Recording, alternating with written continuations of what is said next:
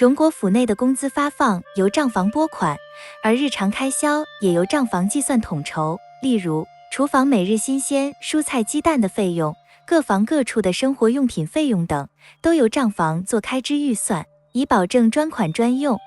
各管理机构的负责人都清楚自己可动用的银两数额，连大观园小厨房负责人柳家的都知道，他每天购买新鲜蔬菜的预算是1吊钱。账房负责的是账面上的预算，支取银子则在银库。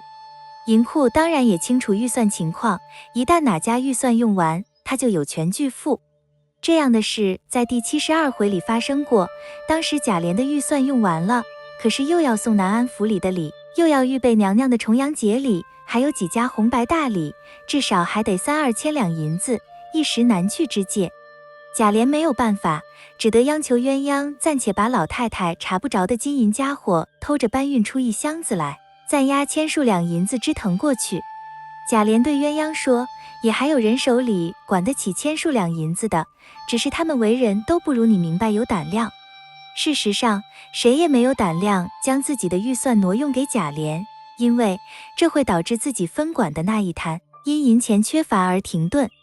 要知道，贾琏得等到下一次府里收租，账房重做预算后，才可能归还欠款。这就是为什么他说不上半年的光景，银子来了，我就赎了交还。而编造预算正是账房的常规工作，平日里只要与银钱相关的事，也都属于账房的分管范围。探春在实行大观园土地改革时就提到，有个问题他绕不过去，若年终算账归钱时，自然归到账房，又包一层皮，探春是主子，她可以无所顾忌地推行新政，而不理会账房。尽管账房肯定不会欢迎探春的新政，却也不会公然反对。但对那些承包者来说则不同，年终归账时，或松或紧，解释权全归账房，到时候自然会被刁难。而这关系到个人的具体利益，因此账房这个机构谁敢轻视？难怪秦显家的刚到大观园厨房上任，首先要办理的事务就是打点送账房的礼。账房负责会计，银库分管出纳，只要是银钱流动，这2个机构就缺一不可。但两相比较之下，银库的功能就比较单一。银库在书中还出现过2次，相关描述清楚地介绍了他日常工作的情形。一是第23回被委以分管那些小和尚小道士的贾芹，交上贾琏画过押的领票与对牌后，银库上按数发出3个月的供给来。一是第24回里，分管大观园种树的贾云从贾琏、王熙凤处拿到领票与对牌后，翻身走到银库上，交与收牌票的，领了银子。贾芹去银库领取银子后，还随手拈一块，要与掌事的人，叫他们吃茶罢。作者描写的这一细节，既刻画了贾芹顿时富起来的心态，同时也显示了人们对银库人员敬畏奉承的心理。银库的那些人就是凭此获取合法的外快的。贾芹与贾云这2次都是为非常规事务支取银两，不仅要有批押的领票，而且要有对牌为凭证。至于府内常规事务，各管理机构按预算执行，他们支取银两就只需要执事者批字画押的领票即可。当然，支取必须在预算之内，倘若超支，银库就有权拒绝发放。也就是说，银库同时负有监察预算执行情况的职责，执行过程中，银库还需要经常与账房对账。买办房是与账房、银库业务联系最为密切的机构，凡是动用公款采购物品，都是由买办房负责操办。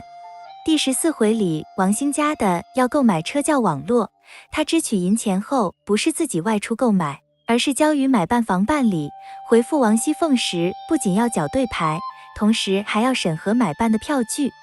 第56回里，平儿介绍说，各房购买头油脂粉的钱，都是外头买办总领了去，按月使女人按房交与我们的。